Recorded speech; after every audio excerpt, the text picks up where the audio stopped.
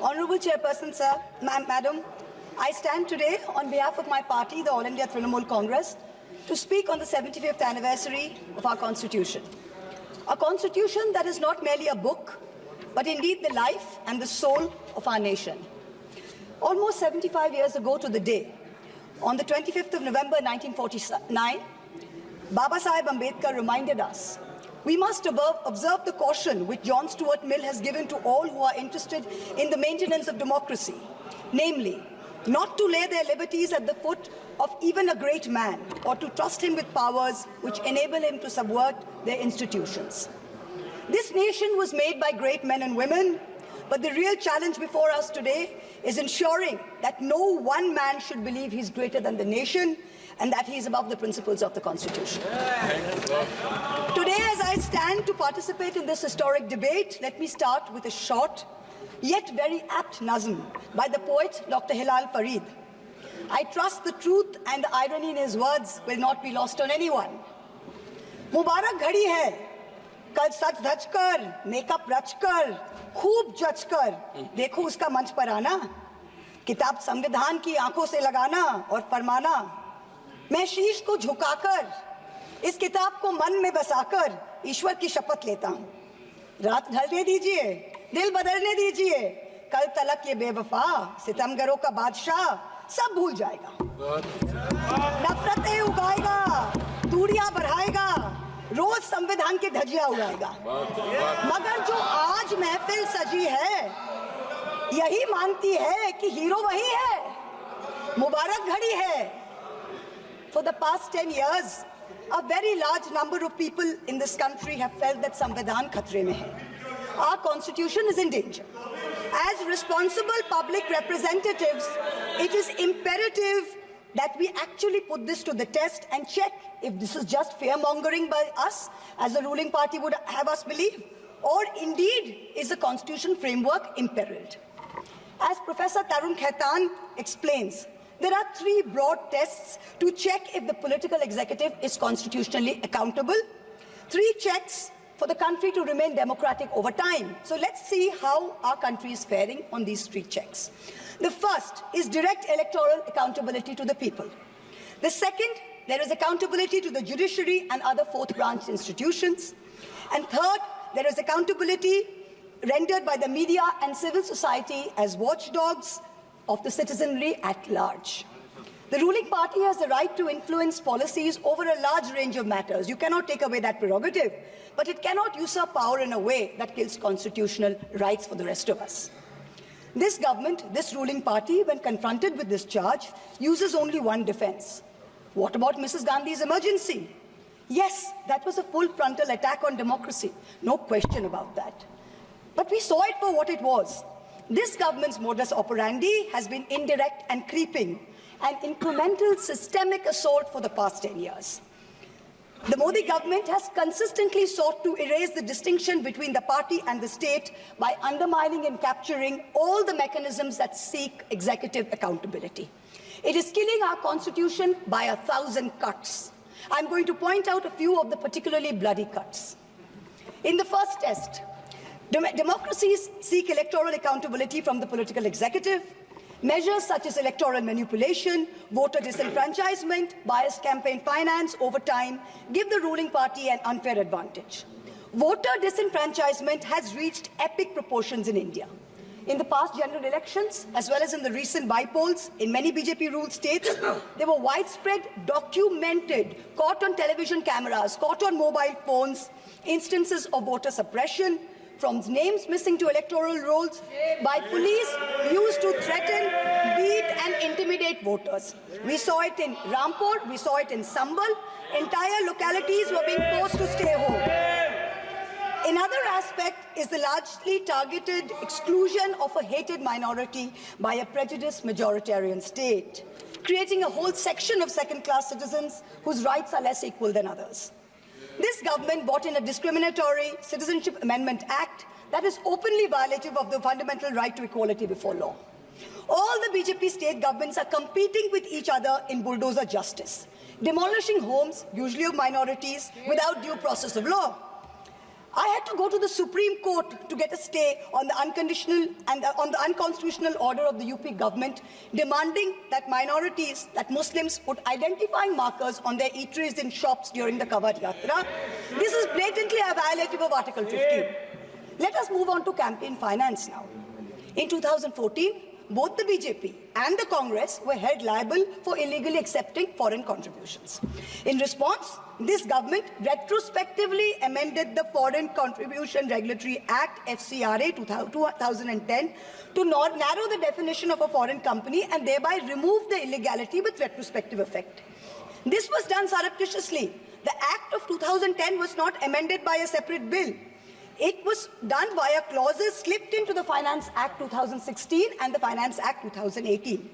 The amendments not only legalized foreign funding of political parties, they also created a new funding vehicle called electoral bonds. In 2017-18, the BJP got 97.7% of funds that were legalized by surreptitious changes to the campaign finance laws. When the electoral bond numbers came out earlier this year, we saw that the BJP had between 54 and 57% of the total amount raised in the past 6 years. This kind of unfair advantage for the BJP in campaign finance has created a very skewed playing field for the opposition in recent years. There's no denying this.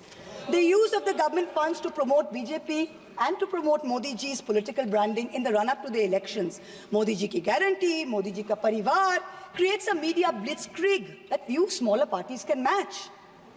For a free and fair electoral process, a neutral referee is necessary.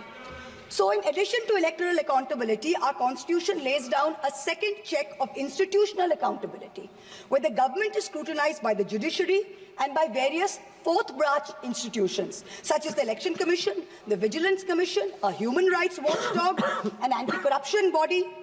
The appointment mechanism of these fourth branch institutions, along with their functional autonomy, is what keeps them independent. What has this government done?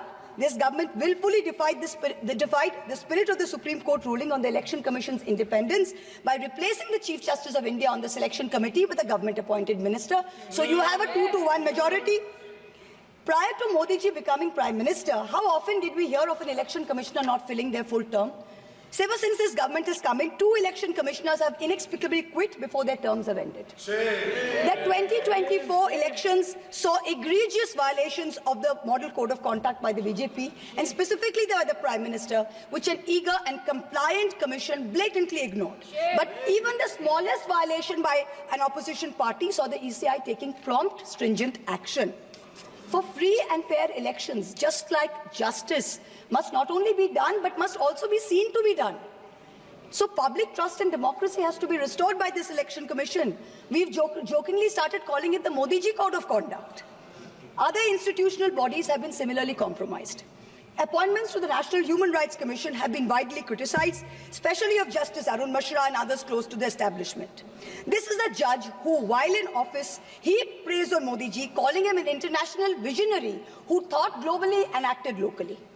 And lest the Treasury benches claim this assessment is a biased one, please remember, it is precisely this kind of appointments that have undermined the independence of the NHRC, so much so that the NHRC has lost its UN accreditation. The NHRC can no longer represent India or vote at the UN Council of Human Rights. Allow me to turn to a simple instance of what human rights under the rule of law means, the right to bail. The erstwhile outgoing Chief Justice of India waxed eloquent recently about how the right to bail has been granted during his tenure for all. A range of under-trials, from A to Arnab to Z for Zubair. His alphabet, unfortunately, seems abbreviated because it did not include G for Gulfisha Fatima, didn't include H for Hani Babu, didn't include K for Khalid Safi, didn't include S for Sharjul Imam, and U for Umar Khalid, and countless others. The former Chief Justice made it a point to say that the Supreme Court is not meant to act like the political opposition. We in the political opposition don't need the Supreme Court to do our job. We are not asking it to. But what troubles us is that some members of the higher judiciary appear to be doing their best to compromise the independence and integrity of our constitutional courts. I do not think that the framers of our constitution ever imagined a scenario where judges would rely on private conversations with God to write judgments, rather than on objective logic, on reasoning, and on the law and the Constitution. The Honourable Defence Minister in a speech this morning mentioned the courage of the late Justice H.R. Khanna to dissent in 1976. May I remind everyone that Justice Khanna lived for 32 years after 1976 under a largely Congress regime, long enough to write his autobiography, which the minister quoted from. Unlike poor Justice Lohia, who's resting in peace long before his time. Delays in filling vacancies in the Central Information Commission is denying citizens their right to information. Currently, the CIC has only 3 commissioners, including the chief, instead of the mandated 10, and has 22,000 pending appeals filed by people against the denial of information by this government. The third dimension of executive accountability is discursive accountability. Citizens in a democracy expect their government to be able to justify their actions by way of public discourse with civil society. This government on a daily basis is pursuing unconstitutional methods of restricting freedom of the press and freedom of speech. Its ill-conceived amendments to the IT rules to create fact-checking units was recently struck down by the Bombay High Court as being violative of Articles 14 and 19 of the Constitution. The latest UP police cases against fact-checker Mohammad Zubair, when the UP police is invoking de facto sedition against a fact-checker who is documenting hate speech. This is preposterous. I am one of the petitioners challenging the constitutionality of the sedition law, and the Supreme Court has very clearly stated that no coercive action will be taken on alleged sedition cases till the matter is decided. Yet the government doesn't stop. The Bharatiya Nyaya Samhita, which the ruling party brought in last year when most of the parliamentarians were suspended, they said we are dropping sedition, but you also replaced it with a far more draconian Section 152. There's also something else which we all need to think about.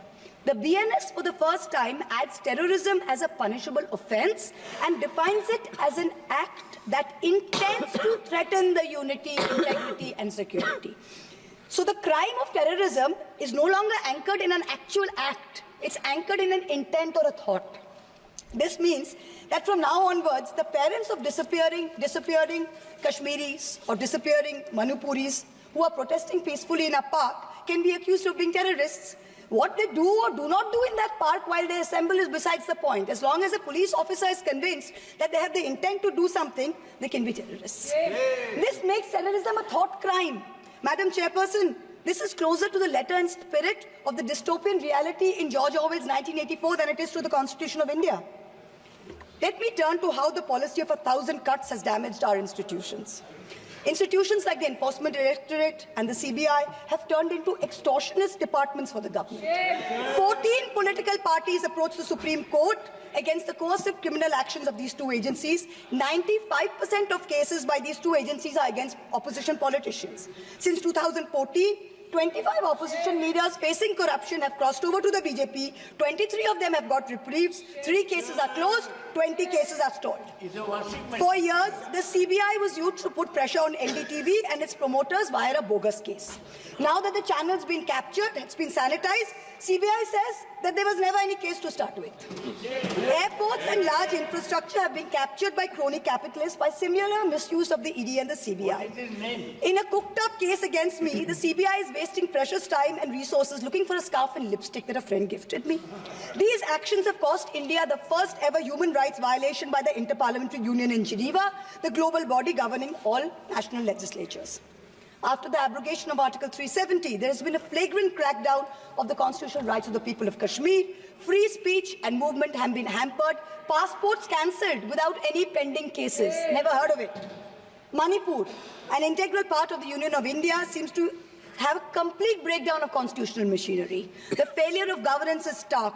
The Union government under Article 355 of the Constitution is obligated to assist states in the maintenance of law and order. In May 2024, in the Supreme Court, Solicitor General stood up and said the violence is subsiding. Yet, horrifying incidents are happening every day. I petitioned the Supreme Court in the Manipur violence case. Senior Advocate Indira Jaisingh appeared for me. An expert committee was set up.